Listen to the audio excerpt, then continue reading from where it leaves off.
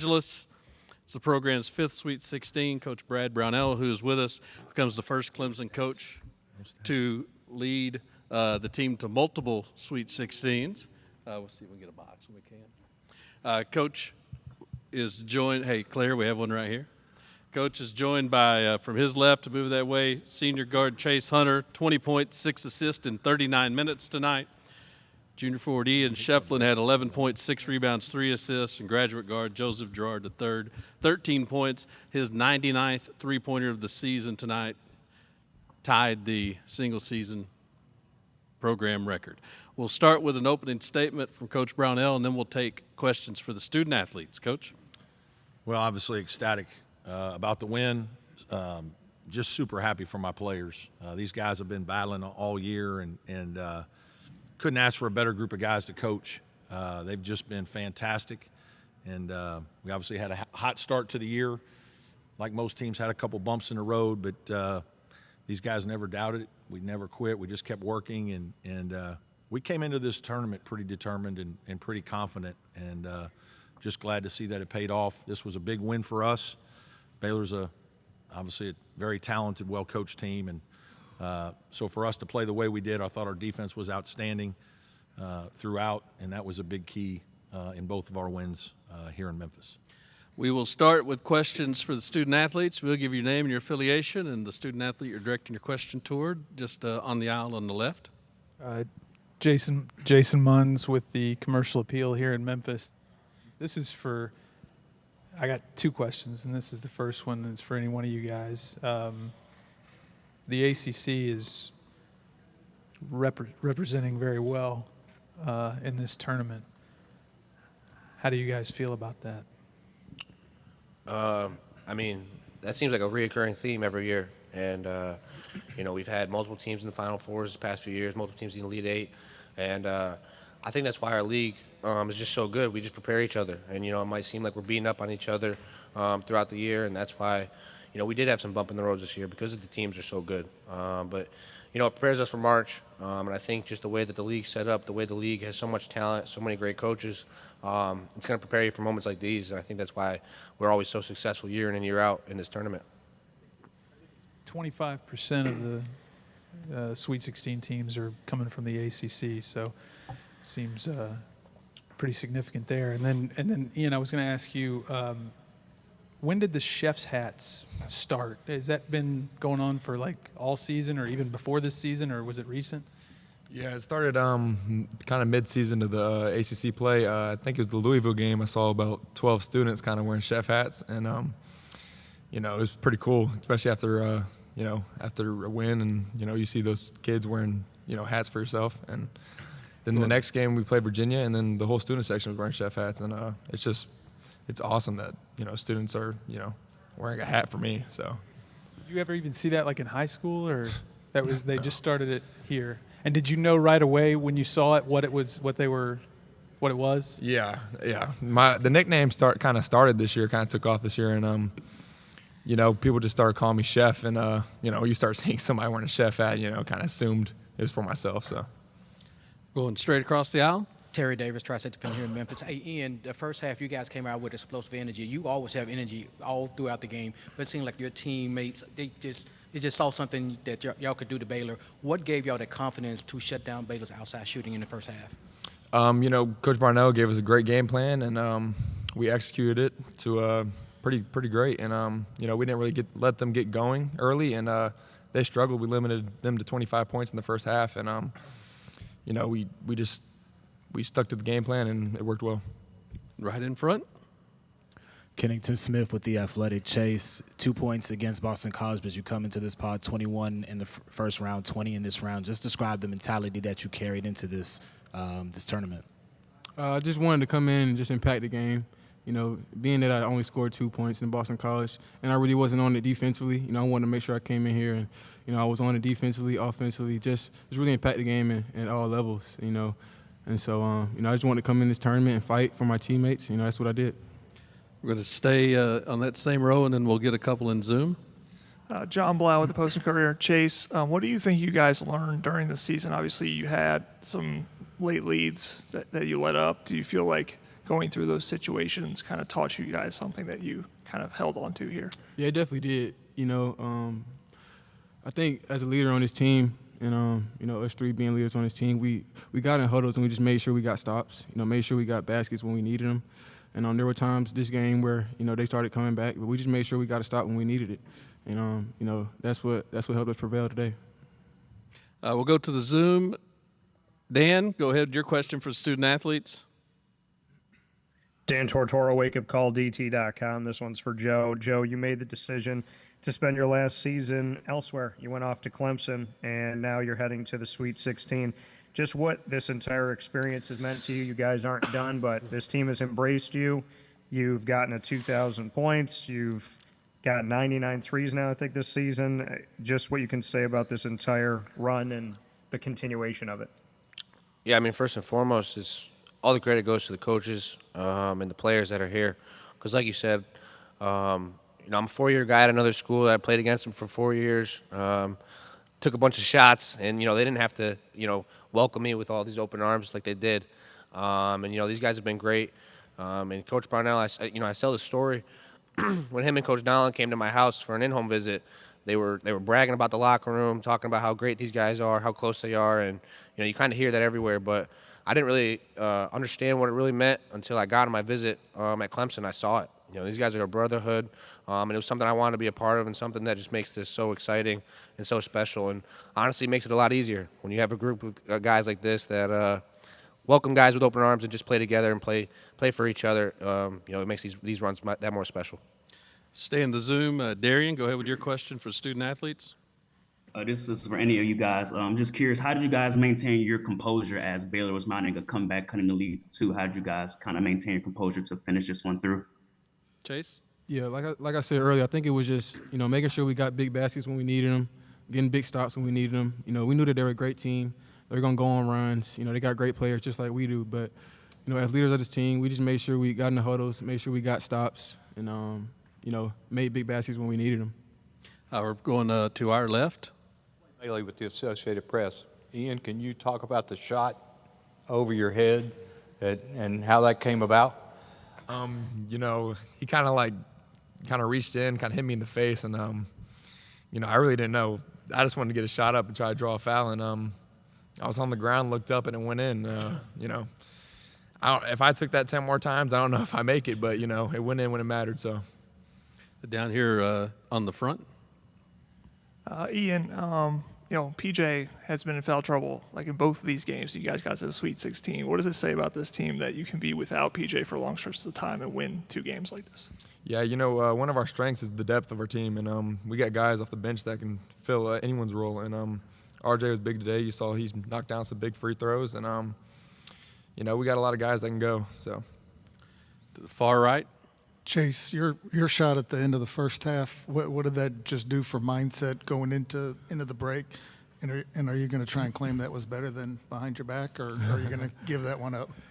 No, Ian's was definitely better. I get that one to him. But, it was definitely a spark for us going into half, to get that 10-point lead going into half and then just get that momentum on our side. It was big. I would say it was definitely a lucky shot. It was definitely lucky. But, it was a great shot at the end of the day, but it gave us some momentum going into half, and, we came out and kept our foot on the necks. Any others for student athletes? Okay, we're going to go to our far left, guys. How y'all doing? This is Jalen Gray from University of Memphis. My question for Joseph Girard is how you pronounce it? Yes, sir. Joseph Girard. What drives you as an athlete, student athlete?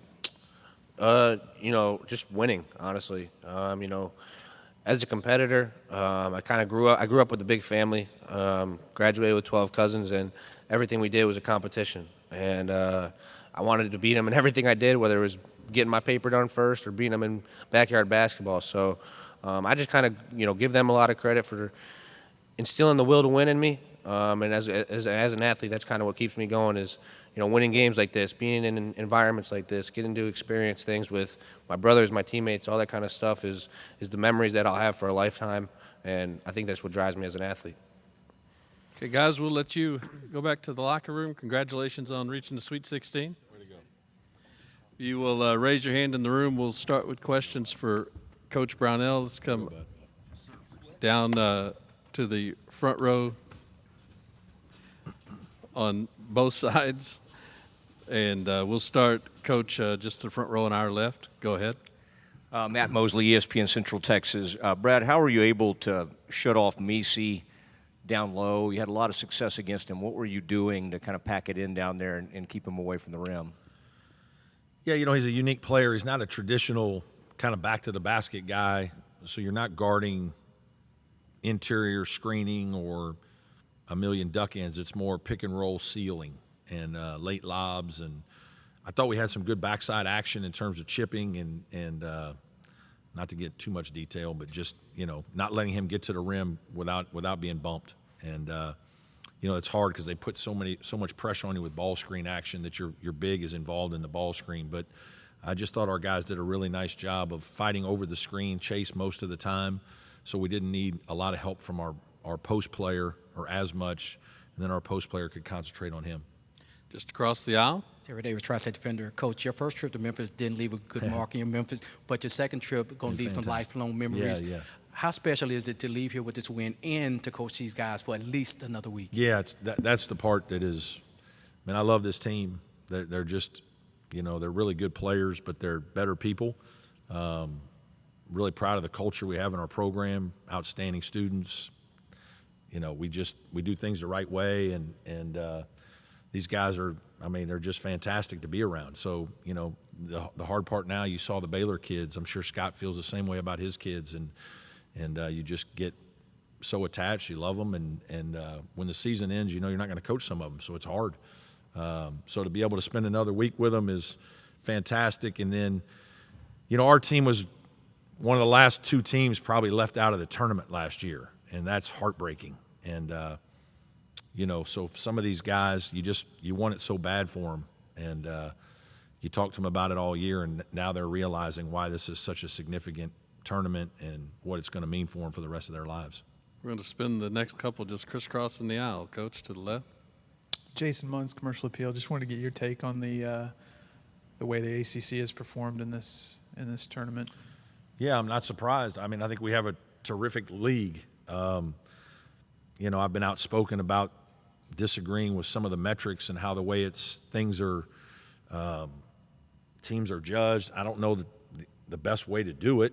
I don't have the answers, but I know this, that I just know I've been in the ACC for 14 years. I've been here a long time. I'm probably outspoken now because Coach K and Roy Williams and Rick Pitino and Jim Boeheim and Mike Bray, and I've coached against Hall of Famers, and we're all kind of like, there was a lot of new young guys now, and you got to hold up the banner of your league a little bit. And I know the quality of play. I've been doing this for a long time, been a head coach for 22 years, so I know when I'm playing against good teams, well-coached teams, and so I'm not surprised in the least that our teams are doing so well. I'm happy for our league. I've talked about we need to figure out better ways to do it. I don't think it's easy to do. I respect the committee and know how hard it is. But, I've said that Pitt and Wake Forest are both unbelievably talented teams, well-coached teams that could easily be Sweet 16 teams as well. So, again, I'm really happy for the league, and hope that we can all continue to move forward and be successful. Just down front here. Kennington Smith with The Athletic. From the late season skid to getting to this point at the Sweet 16, how would you just characterize how the team was able to kind of flush that and recreate some momentum in this Memphis pod? I said this before the tournament, that we aren't playing as bad as everybody thinks we are, and that's why everybody picked us to lose. You got to dig a little deeper. Conference play is different. It's hard because everybody knows each other. Coach Grant at Boston College, one of my former assistants, we have no secrets with those guys. And they just pounded us. They just beat us, and we weren't ready to go. And some of it is them. And their matchup wasn't easy for us. But, the Wake Forest game, we played really well and lost against a good team at their place who lost one game. So we were confident. We didn't feel like we were on a skid. In fact, I think we won 6 or 7 games in the month of February. So, we had a quiet confidence about us coming here. The loss probably helped a little bit because it allowed me to get their attention. After losing like that, they were embarrassed, disappointed, and we had some very challenging practices on Saturday and Sunday leading into the tournament. And, from that, I think our team just played very well. It was kind of nice to play some guys that you haven't seen, much like the non-conference where we had a lot of success. Okay, we're inside our final 5 minutes. We're going to stay in front before going back to our left. John Blau with the Post-Courier. Brad, I think I heard you say to someone on the scorer's table after PJ fouled out, this is some crazy stuff that's been happening. Few minutes. I mean, how tense was that coaching hard. that last minute? Yeah, I mean, I love PJ Hall. He's one of my all-time favorites. And to be honest with you, I was too hard on him today, and I didn't help him play as well as he can play. I've been very demanding with him throughout his career. We have a very special relationship. He felt bad that he didn't play well in these 2 games. But, I mean, he's a superstar. He's a superstar player. I mean, he's been the face of our program for the last couple of years. And he's one of the kids, a top 50, 60 recruit who stayed home to play for his home state school. That hasn't been popular in my time here. It's been hard for South Carolina and Clemson to get kids to do that. So, I mean, he's one of my all-time favorites, always will be. So it was hard, and I felt bad that he wasn't playing up to his level. And, but the way the game was going, that's basketball. I mean, there was tough calls, and obviously the play where Jack had the rebound and had it stolen. And, I mean, it's hard to hang on to these leads. It's hard to hang on to the lead against New Mexico when you've got 30 minutes to go and you're up 15, right? Like, every team is really good. They're well coached. They've got guys that can make a bunch of shots, and they put pressure on you, and you're trying not to foul. And it's just it's not easy to finish off games. And so however you got to do it. For us, it was a guy off the bench who's not a great free throw shooter by the stats, but 2.5 months ago, I told one of our assistant coaches in a staff meeting, I want him in the gym every day for 20 to 30 minutes for more extra shooting, and he's been doing it. So all that hard work paid off for RJ today. And, again, sometimes the basketball gods smile to you, and today was one of those days for us. All right, so we're going to go to our left. Our last 2 will be there and to the right with Tim. Coach Clay Bailey with the Associated Press. Yes, sir. You had seen them on the other night shoot 16 threes. Yeah. How much of that was the game plan for y'all to cut that off? Yeah, number one plan of the game was limit threes. And I thought we did as good a job as you can. I think a couple of the stats for us are they only had 7 assisted baskets. And Dennis is an elite guard, and they can really space you, and Scott does an unbelievable job of moving them around in all these different ways and disguising how they're going to ball screen you and backside action. And, I mean, they're an elite offensive team with good players and great coaching. And, we just really challenged our guys this week. And I do think we mixed a couple things up that was good within our coverages. And, I'm sure they missed a few that they normally make. We obviously were fortunate they missed some free throws. But our guys really competed. I think we were running out of gas at the end. Chase was exhausted. Joe was exhausted. So it was hard there at the end, but thankfully we were able to make 1 or 2 more plays to win. Last one on our far right. Coach Tim Buckley with the Daily Memphian. You mentioned, earlier hard work and execution, but you also mentioned the basketball gods. When you talk about that shot kind of behind the back, how much do you just accept a little luck and realize it's going to take a little luck too? We've had I don't know, 3 or 4 one-point losses where, Jack Clark against Virginia that far. I mean, if it hits the back of the iron, DJ Horn made a late one against us, and Chase gets blocked at the rim where he's at the buzzer. I mean, a tip in where both my guys are tipping it, and so we've had our share go the other way. Today, things work for us, and sometimes that's why basketball can be a cruel game. It's hard.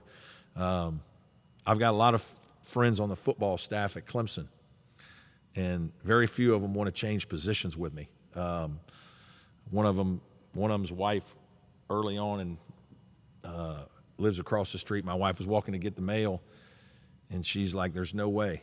I could never be married to a basketball coach. Like, the games are too stressful. Every game comes down to the last 2 minutes. And the coach said, yeah, you guys got to inbound the ball like 50 times in a basketball game, and people don't realize how hard that is with the athletes out on the floor. And so basketball is going to have ups and downs, quick turns. You know, you got to be strong to survive it. Coach, thank you for your time. Hey, Good luck thank in you. LA. Go Tigers.